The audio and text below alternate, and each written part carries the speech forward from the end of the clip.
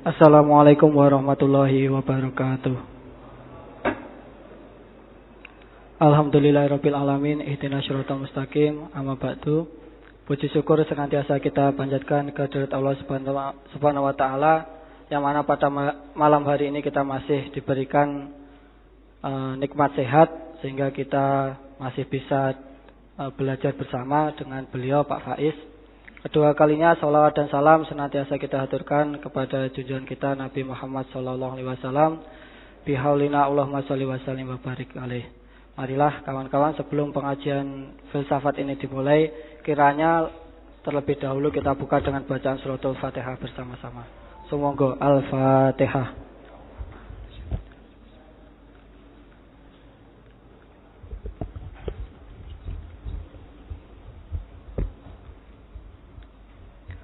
Amin amin ya rabbal alamin. Kepada beliau Pak Faiz dipersilahkan. Assalamualaikum warahmatullahi wabarakatuh. Bismillahirrahmanirrahim. Alhamdulillahi rabbil alamin. Wa bihi nasta'inu ala umurid dunya waddin. Allahumma sholli wa sallim wa barik ala habibina wa syafi'ina Sayyidina wa maulana Muhammadin wa ala alihi wa ashabihi wa man tabi'ahum bi ihsanin ila yaumiddin. Amma ba'du. Bismillah, mari kita lanjutkan ngaji kita.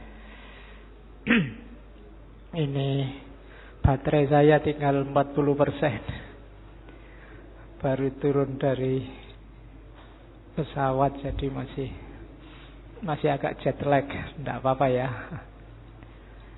Ya saat nyampe-nya malam ini, tidak harus jam 10. Sudah terlanjur mempersiapkan sesi tijenar eman-eman. Kalau nggak dibaca nanti tidak punya utang. Ini kan sudah mepet Ramadan ya.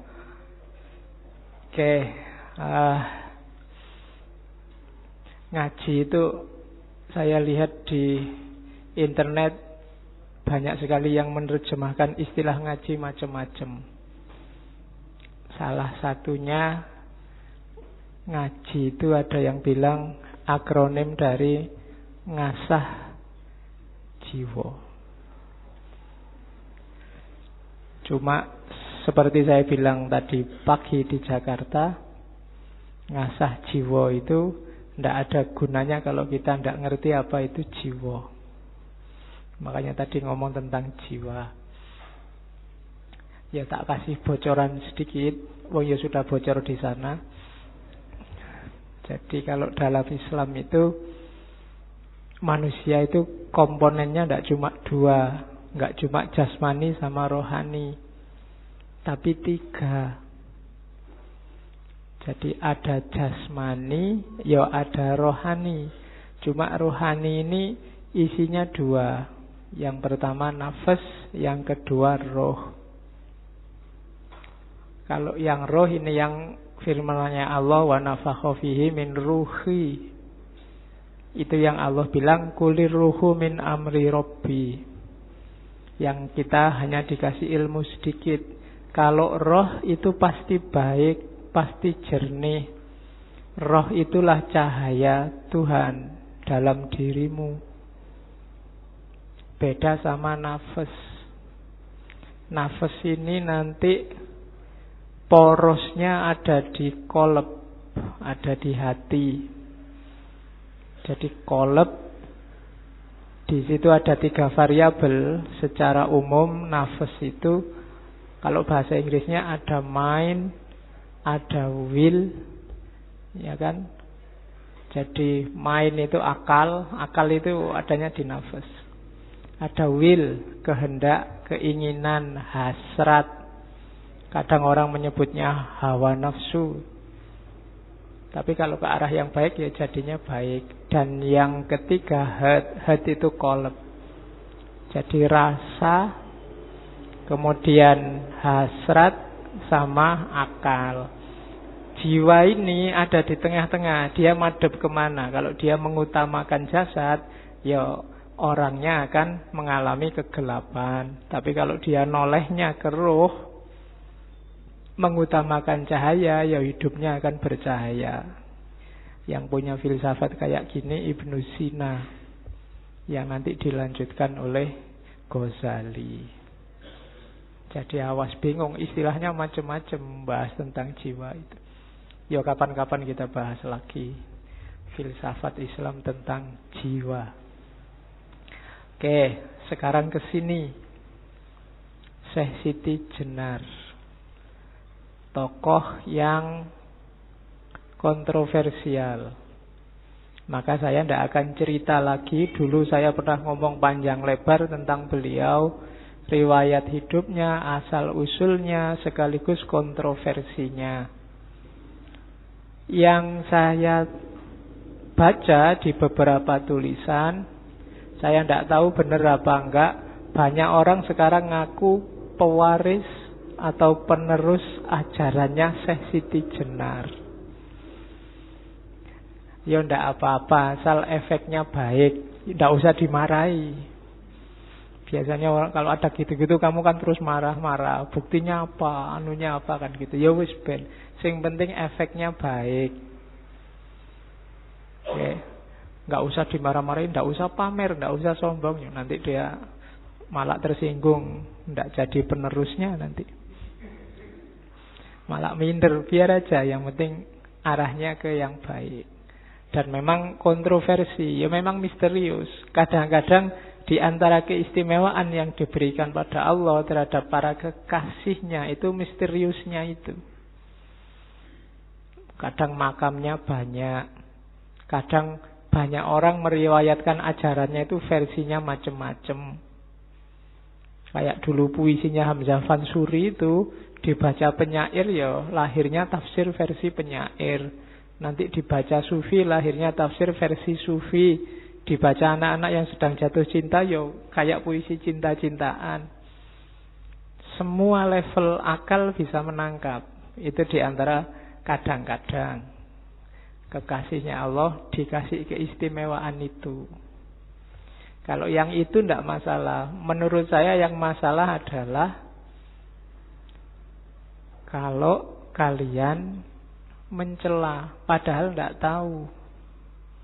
Banyak kan ada juga yang pokoknya Syekh Siti Jenar itu murtad, Syekh Siti Jenar itu sesat. Ngerti bener ndak? Katanya Syekh Siti Jenar itu wahdatul wujud, dan wahdatul wujud itu sesat.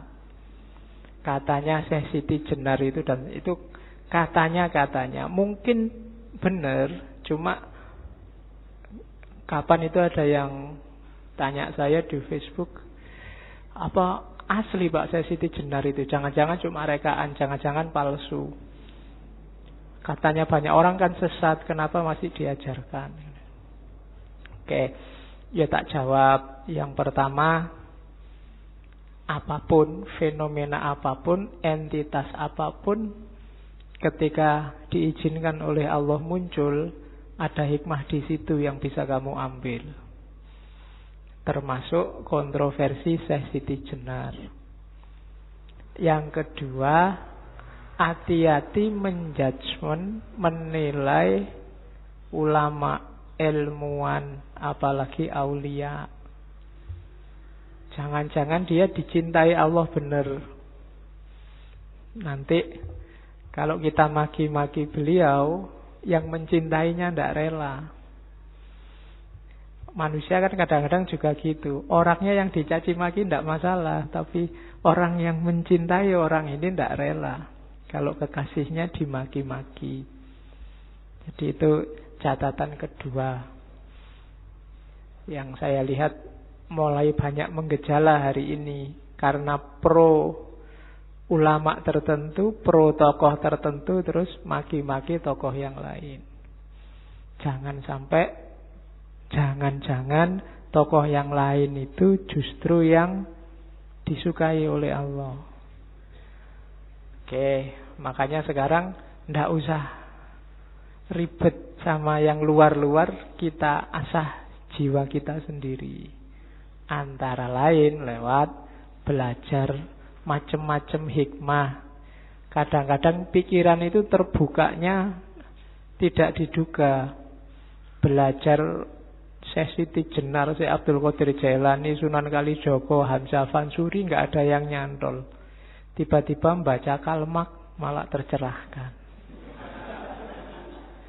Ada loh yang kayak gitu, ada mahasiswa, Pak, saya tidak suka tasawuf, tapi begitu membaca Kalmak, ketika Kalmak mengkritik agama, bagaimana orang beragama itu jadi candu, orang yang beragama hidupnya jadi pasif, nggak mau berjuang, dia tercerahkan. Itu kan bisa, memang jalurnya macam-macam. Justru dengan serangannya Nietzsche pada agama dia tercerahkan. Tapi bolak-balik ngaji Sunan Kalijogo, Syekh Siti Jenar, tidak paham belas, cuma dapatnya cuma wow gitu dok, wow gitu dok, tapi tidak tobat-tobat. Tobatnya malah pas ketemu Kalma, kan bisa begitu. Makanya jelajahi aja semua hikmah, siapa tahu ada 1-2 yang menjadi lantaran kita tercerahkan. Ada beda antara tahu dan sadar. Banyak orang tahu tapi tidak sadar. Yang punya teori gini bukan ulama, tapi filosof Marxisme, namanya George Lucas. Bagi dia, ya meskipun konteksnya sebenarnya untuk kesadaran proletar, tapi dia punya teori, banyak orang yang hanya tahu tapi belum sadar. Kalau orang sudah sadar itu tidak usah disuruh, dia gerak sendiri. Itu berarti sudah sadar.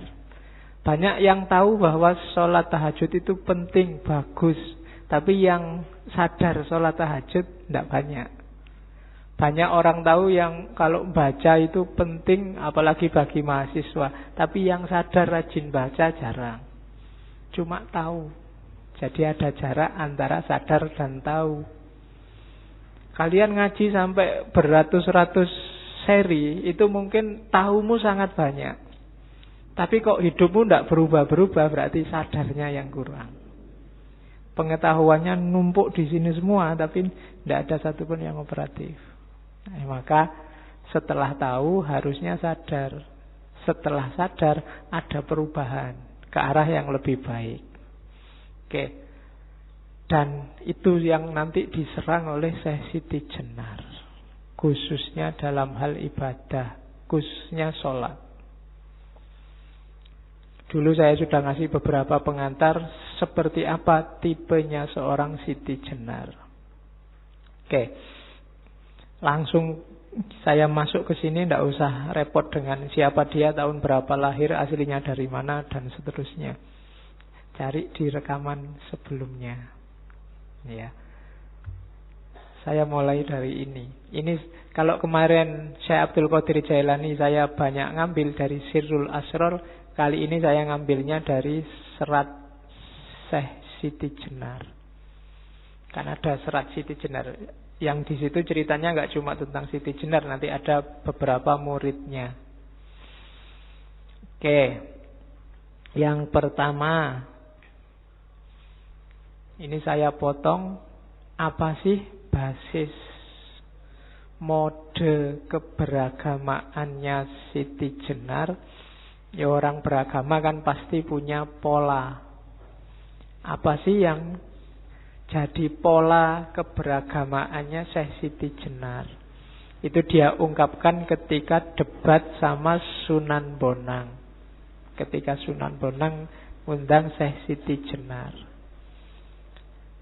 Jadi modusnya apa? Yang pertama, ya, gitu kalimatnya begitu. Bonang, kamu ngundang saya datang di Demak. Saya males untuk datang sebab saya merasa tidak di bawah atau diperintah oleh siapapun kecuali oleh hati saya.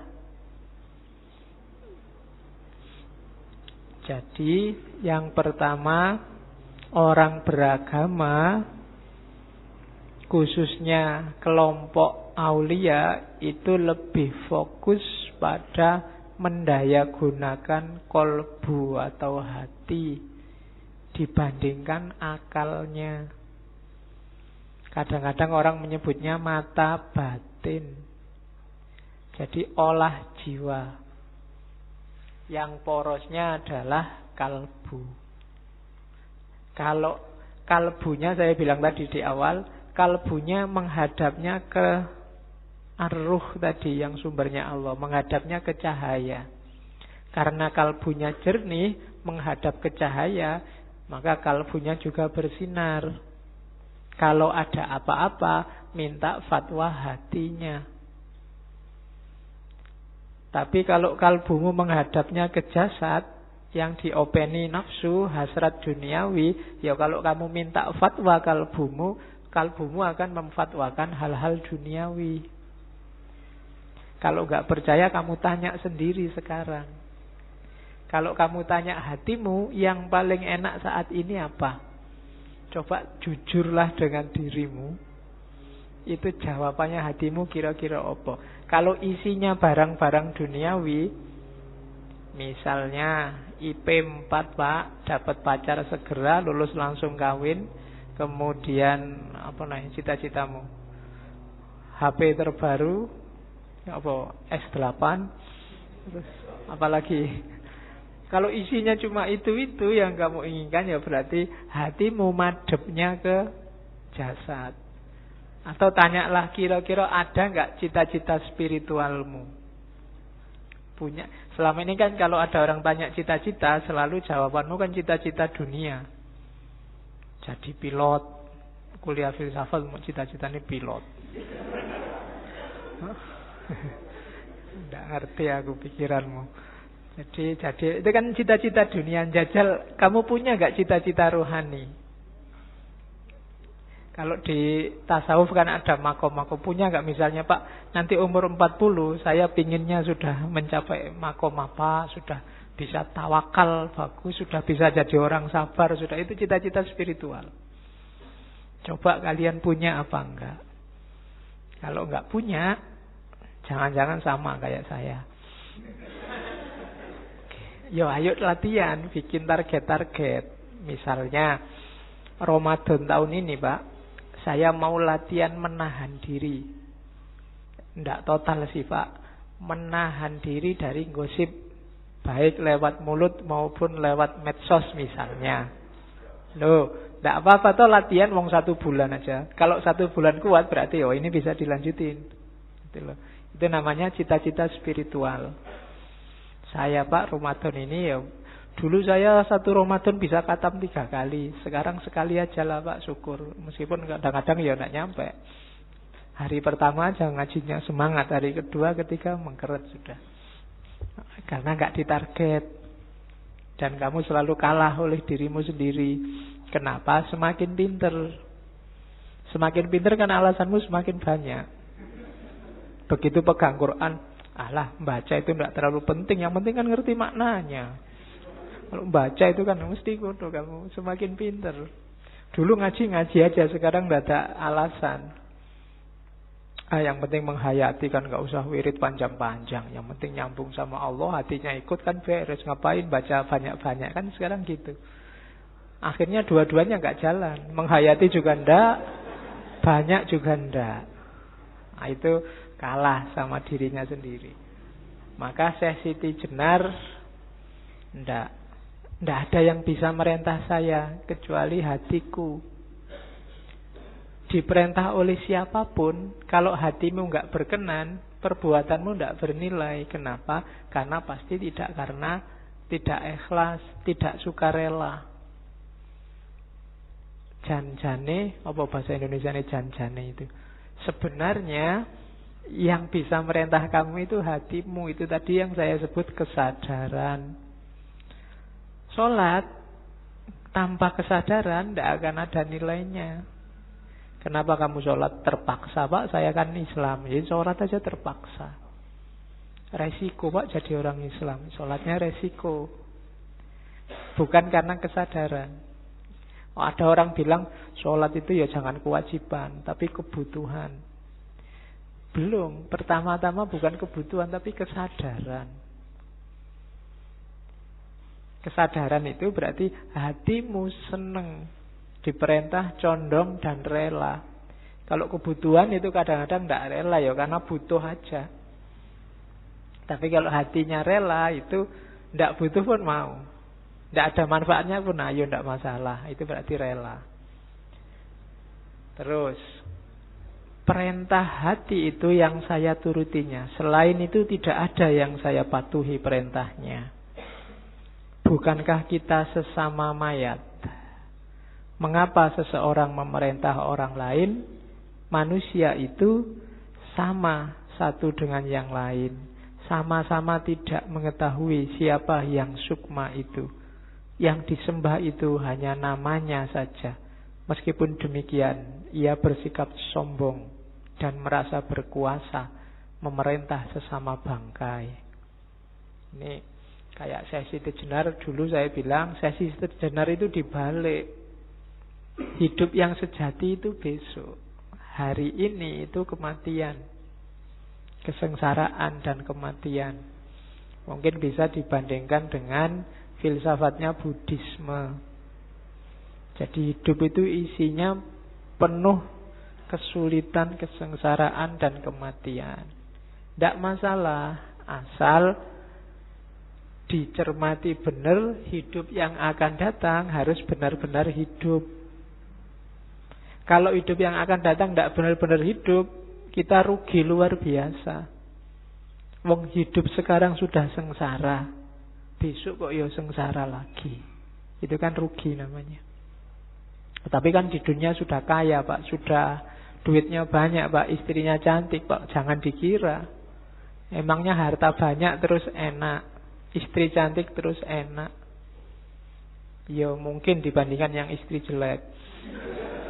Tapi tetap banyak sumpeknya. Ya dibandingkan yang tidak punya duit, yang banyak duit mungkin ada enaknya. Tapi banyak juga, tidak ada enak yang sempurna. Enak yang tuntas di dunia ini. Sifatnya semua temporer. Barang enak apapun ada limitnya. Jadi semua yang ada di dunia ini limited edition. Tidak ada yang full. Apa wis kamu suka apa wis? Suka kopi. Mbok anu itu minuman semua kalau suka kopi. Paling dapat 3 gelas kamu sudah muntah. Dapat 5 gelas kamu sudah teler meskipun hanya kopi. Jadi tidak enak. Kurang tidak enak, lebih tidak enak. Itulah hidup hari ini, serba terbatas. Jadi kita ini kayak bangkai katanya Syekh Siti Jenar. Wong kita sesama mayat kok berani-beraninya saling merentah. Kita ini levelnya sama katanya Siti Jenar. Mbok ndak usah merentah-merentah gitu, itu kan memarahi Sunan Bonang. Mbok kita kerja sama saja, saling belajar. Wong kita itu ngaku nyembah-nyembah Tuhan, bela-bela Tuhan, mengagungkan Tuhan, Tuhannya sendiri kita tidak kenal. Itu cuma perkiraan-perkiraan. Kita ngertinya cuma namanya saja. Kita nggak tahu hakikatnya apa. Itu pun sudah sombong. Mulut kita bilang Allahu Akbar, tapi yo kelihatan tidak ngerti maknanya Allahu Akbar itu apa. Karena ada yang Allahu Akbar sambil mentung, sambil mendelik, sambil... Lu kan banyak hari ini begitu. Begitu ada orang Allahu Akbar, kamu kan kaget luar biasa. Mungkin takut malahan. Jangan-jangan ada apa ini, mesti begitu. Oke, jadi mode keberagamaannya yang pertama mengikuti suara hati yang jernih, yang bercahaya. Yang kedua menyadari kerendahan diri. Kita itu bangkai, maka tidak usah sombong. Pengetahuan kita juga apa sih, wong kita itu sangat terbatas. Dan makanya kita harus egaliter, tidak saling menindas, tidak saling merentah. Itu dari serat Siti Jenar. Terus, lah kalau